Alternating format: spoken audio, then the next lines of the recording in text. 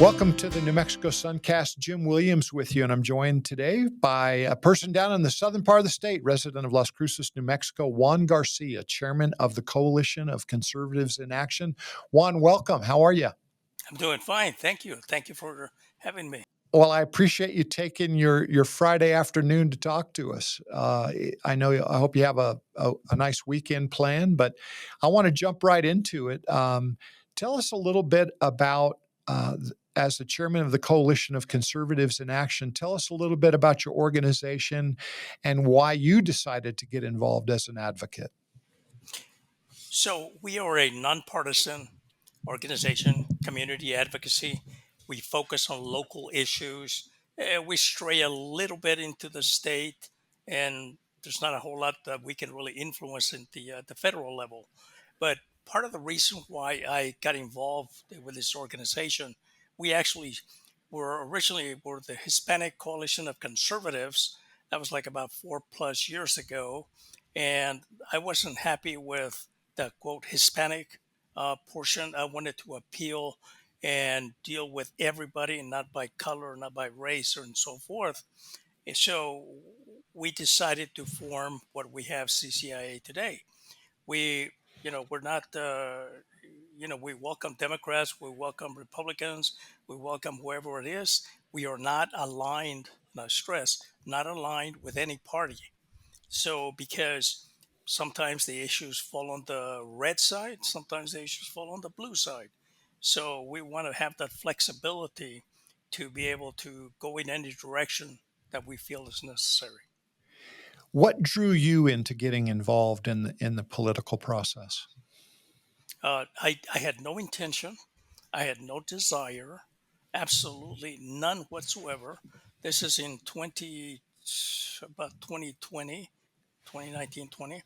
That's when I was involved with the HCOC, with the Hispanic Coalition, and the chairman at the time, you may know her, Isabella Solis. She was the chair of that organization.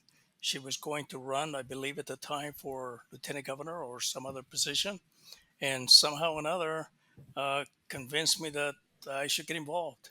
But I had no interest whatsoever to become an advocate. I didn't even know how to spell advocate, figuratively, of course. So. One, I don't want to put you in a trap here, but you've used the statement, I had no interest. But I want to ask you about now. Do you get frustrated with people that don't have any interest? I do. Hmm.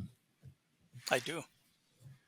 And quite frankly, probably the reason I didn't have much interest at the time is I had just completed my second retirement. I had just gotten back from overseas as a contractor, and I had just, quite frankly, I was in my comfort zone that I just wanted to relax for a little bit. I didn't realize I was going to jump into another firestorm here. So.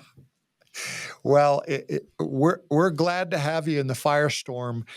This might be a tougher question than it maybe should be. Do you find that political leaders are willing to talk with their constituents and listen to feedback as you contact them and give them your points of view? So, as you probably know, Las Cruces is a solid blue community. Mm. The board is blue, dark blue, the council, and of course the commission. So the short answer, it depends on who you talk to. And I'll be honest with you, some of the Democrats, progressives, they will engage. Mm-hmm. In all fairness, they will engage. And there's some that won't because they have their own agenda that doesn't necessarily tie with what we're after. And part of that goes to one of the topics that you just brought up earlier, which is crime and public policy. Well, I'm glad to hear that there are some that will engage. Part of the New Mexico Suncast is, and I mentioned this to you before we started the podcast today, we're really trying to give people and organizations like yours a voice throughout New Mexico. I know you focus largely on Las Cruces, but I think in many ways if you were to able to achieve really some nonpartisan headway on a lot of these issues, that might be a good model for the rest of us. And that's what we're So trying to do, Jim. yeah, That is why and I hope I didn't interrupt you. That's part of the reason why we are nonpartisan. I love it. I love it. Let me read you something that came out on Tuesday, July 22nd. The Doña Annie County Commission voted 4-1 to end the practice of prayer invocations to begin their meetings. Um, According to Algernon Diamasa, she's a journal staff writer. The commissioners' meeting have regularly opened with a prayer or an invocation since 2018, and these have usually been led by faith leaders and occasionally by county firefighters or medical workers. Before that, non-denominational benedictions had been permitted for over a decade. On Tuesday, after deliberating and hearing comments from 21 people in attendance, the board voted 4-1 to rescind these prayers or invocations.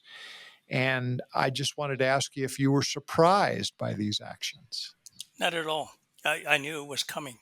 If you go back and do a little history, the when Commissioner Shalho Hernandez was first seated, and I think it was 2 years ago. I may be off a little bit. When he first came on, he was very concerned about the National Day of Prayer. Hmm. Okay, he expressed various times that he was not comfortable with the National Day of Prayer. Okay, fine.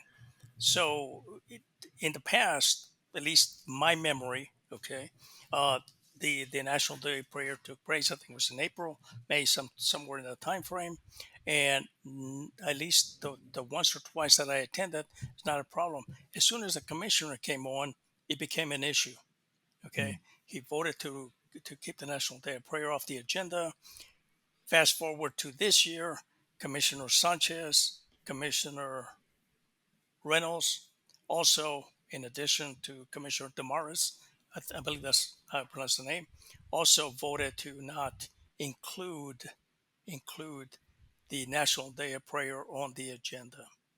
They stated, Commissioner Sanchez at the time stated that he was concerned because some, quote, Christians during one of the prayer events had used derogatory comments. He used the word hateful towards transgender and homosexuals.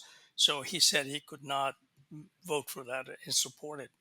uh, Commissioner Reynolds, uh, he, and this is going back to National Day of Prayer. He mentioned that his father was a pastor years ago, probably when he was younger, and his one instance that he brought up is that his father had basically rejected individuals that came to his service and basically asked them to leave.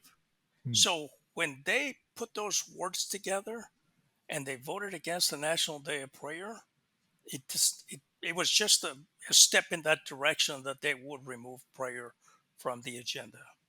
No surprise. Tell us how the faith community in Las Cruces is reacting.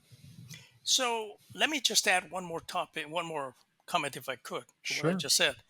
There has been a very strong push by a progressive organization here in town to remove prayer from the commission. There's a group that don't believe. They call themselves the separation between church and state. That's their big philosophy. And the school board, I don't know if and when they remove prayer. I don't even know if they ever had it before my time. The council doesn't have it. So they wanted to remove prayer also from the commission. Hmm. As a side note, all these individuals, they run in the same circle, if you may, with the very progressive commissioners, counselors, and board members. It's all basically one big group. Now, I'm Hmm. not saying that helped them, but I'm sure that did not hurt. So, going back to answer your question, there were some that were upset from the faith community. Okay, but this is my comments. This is my thoughts. The faith community, if they really were that concerned about it, they should have been more actively involved in what's going on.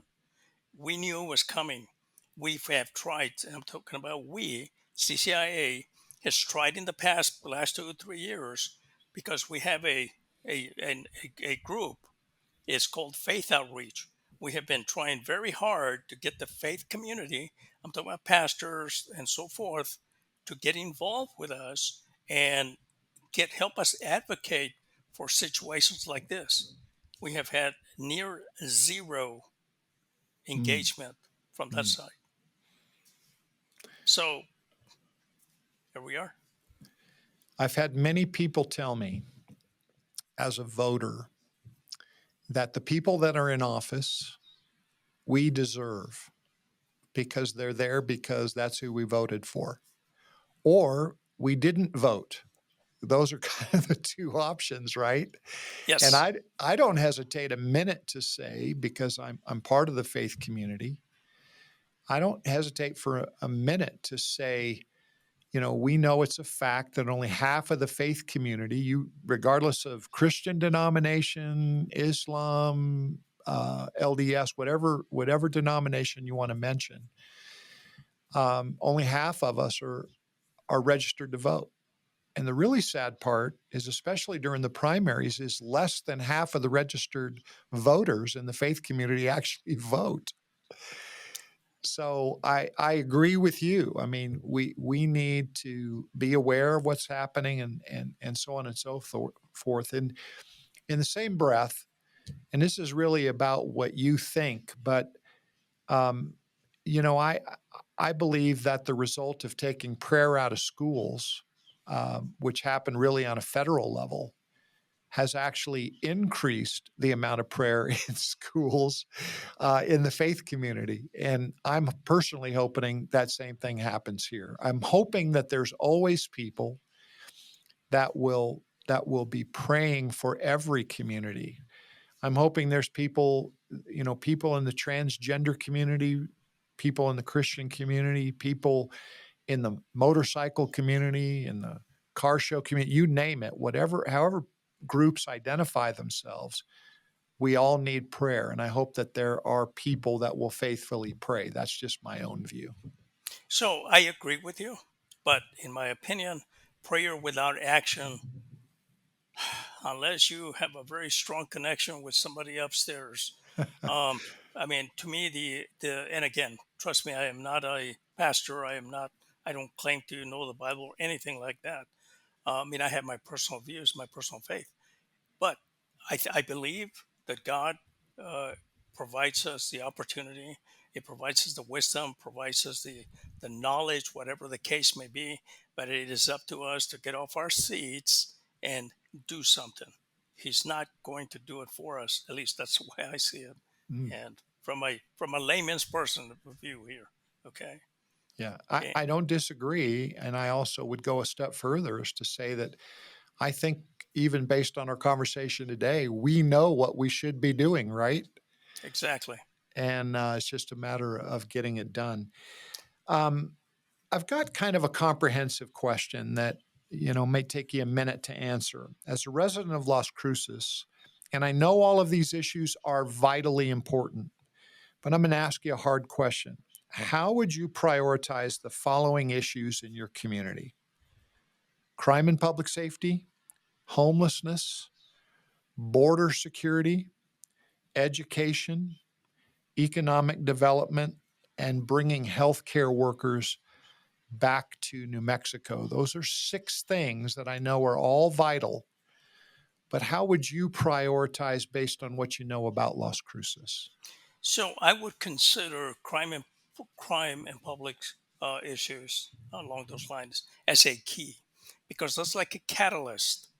If Why would you want to bring a new business into Las Cruces when we have break-ins, we have crime?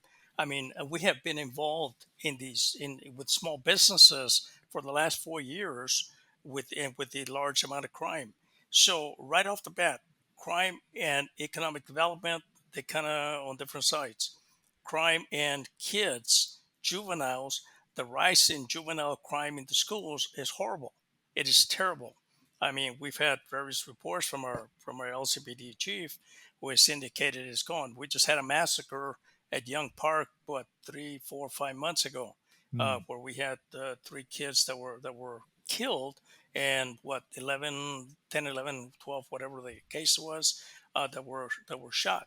So injured. if you were to solve the crime issue, would that stop homelessness? Probably not. But there are homeless that do, and I'm talking about damage to windows, breaking ins, and those kind of things. So that all ties together. The only one out of the list that you mentioned that is separate, I believe, is the lack of healthcare providers, or the exodus of healthcare providers leaving the state. That is a probably a different area, because now you tie into the malpractice laws, the high cost of malpractice insurance, and the large number of patients, and the low reimbursement of Medicaid. So that one is kind of a standalone, but it's critical. The other ones that you mentioned, I think they all tie around crime. Yeah. It's interesting how you tie homelessness and crime, border security and crime, education and crime, and economic development to public safety. Um, it, Let me ask you a specific question. We're in central New Mexico now. You're down in Las Cruces. We read about how the citizens of your geography feel about border security. How do most Las Crucians think about border security? Is it an overwhelming problem? Is it solvable? Where are they at on that issue? Well, it depends on what side of the ideological fence you're on. Mm, If you are on the progressive side, you believe that legal and illegal immigration is all one and the same, and it's not. mm. As the son of immigrants, my parents and I, we migrated here in 1960, 61. There is a from what I have, and I'm talking about individuals that are Hispanic. I'm not talking about just, Anglo, white individuals. I'm talking about, there's a very strong belief that individuals here should be here legally. And I think part of the problem that is, and I think Mayor Keller just passed some executive order up there, that if we would just go back to quit trying to lie to people, quit trying to normalize, because immigrants are classified as those that came across legally through a port of entry, versus the ones that are here illegally. So there is a difference. So now, if I was to discuss this with a progressive that believes that everybody should be the same, then obviously we have conflict. Well, you do have, of course, people around the country now, because they've done such a great job of talking about chili grown in your area, Hatch, a little bit north of you.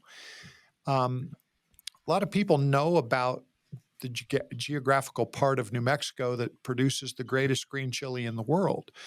But I understand that there are some problems with getting legal Americans, if I could use that word, naturalized, or even green card people that have permission to be in a country. That it's now become more difficult to get people to work the fields. Have you heard that?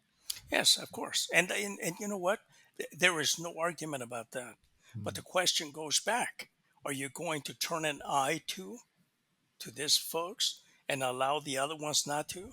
The whole deal with immigration to me is kind of a mess. Okay?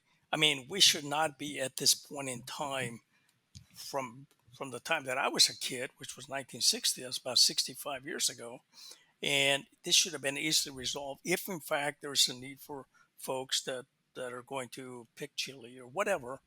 We should have those type of visas, those work. And I believe at one time, years back, they used to have those programs. Why they were done away, if in fact that's the case, I don't know. Uh, mm, so, because of our inability to fix this problem, we use excuses, and I know you didn't refer to it as an excuse. Well, hey, who's gonna clean the hotel rooms? Who's gonna pick the green chili? Well, I mean, how much are you willing to bend here, right? Well, I will say in response to what you just said, I was a banker for 35 years of my career. And during that time, I could pull an FBI level credit check on you in 3 minutes if you were one of my customers. Also, I could do credit checks, et cetera. And from what I've heard from people, there's some capabilities with technology that we could be deploying that would help people navigate the immigration process a little faster. Now, I've heard people say there needs to be some time. You shouldn't just do that in, 6 months, 12 months or whatever. But 10 years plus, that seems a little bit unreasonable. So I do get I do understand that the majority of people wanting to immigrate to our country are probably just like me. They're probably just like you. They want a place to be successful and raise their families.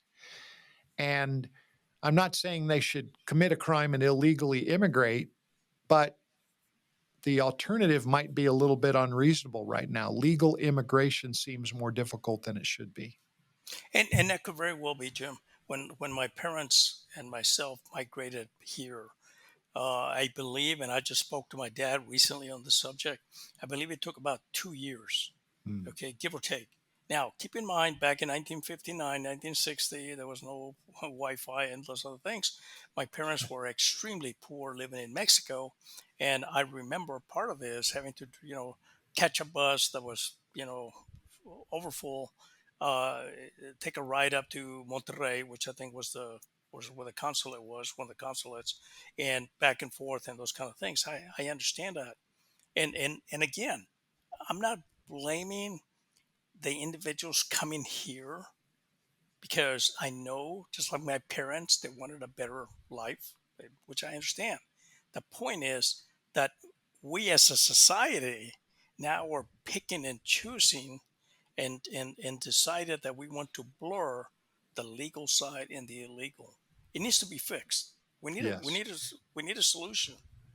But allowing everybody to just pour across the border is not the way to do it. Yeah. Amen to that. Juan Garcia is the chairman of the Coalition of Conservatives in Action, CCIA. Their website is, let me make sure I get this right, the conservatives plural in action.org, conservativesinaction.org. Juan, how can people get involved with your organization and help you in the advocacy you hope to achieve? They can go to our website. I don't know if I'm allowed to give my phone number or email address. I Yeah, mean, we're happy for you to do that. That's up to you. sure. My number is 575-449-5821. And if you have any type of leadership, you don't have to be, we're not talking about a George Patton here, okay? We're talking about somebody that can just actually, think logically, be able to assess a situation to help us organize.